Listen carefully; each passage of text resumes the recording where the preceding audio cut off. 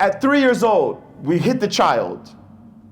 Maybe at 5 years old, they start bedwetting. So the first message at 3 years old, when you hit the child, the messaging, whether you say it or not, the messaging is, I'm bad. I'm bad. I'm a bad child. Then maybe at 5 years old, maybe say for example, they start wetting the bed. Then the messaging there is, I'm filthy. Right? They might get hit. The parents are they're exasperated. Oh my God, you peed again? Oh, what? Look at you. How did you do this? Why did you do this? Right? And then maybe at 9 years old, they start getting hit. Viciously hit. So, and it might be because they didn't have discipline or something. Oh, I forgot to turn off the lights. I forgot to do this. I forgot to do that. I forgot to do this. So just think about this. The first messaging at 3 years old was what? Right? I'm bad. 5 years old, I'm filthy. 9 years old, I don't have discipline. I don't listen. And what this leads to is shame. Okay? This leads to shame. This person begins to have deep-rooted shame.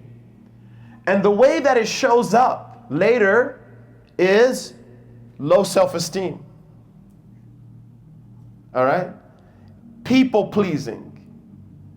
Because the reason why you have a hard time saying no to people when people call you and say, come on, let's go out. You really don't want to go out, but you can't say no. So why do you say yes?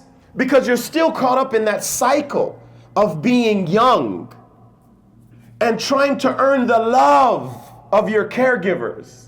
But because you never got it from your caregivers, you're trying to get it from your friends. This is called people-pleasing. All right? Some people don't have any boundaries. They have no boundaries. And this goes for males and females. And what I mean by no boundaries is, a lot of times, we have children in the room, but many times this shows up as promiscuity. They don't know how to say no. They don't want to do everything that they're invited to, but they don't know how to say no because they're still caught up in that, I want to please someone. You see how this shows up? And this is how many times people are primed for substance abuse. All right? They're primed for substance abuse. Another thing is that, the person, they kind of lose their voice. I don't mean actually, I'm speaking metaphorically. Because they didn't have a say-so when they were young, right? They were not allowed to be authentic, to actually express themselves. What ends up happening is that later on, they don't know how to express themselves. They're 18, 19, 20, 21, right? And they don't know, they're afraid of making people mad. They're afraid of people of saying something that's going to make everybody displeased with them.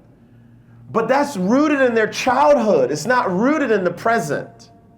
It's rooted in their childhood. So this is a lot of times what primes people for addictive chemicals and substance use. Okay? This is how it begins.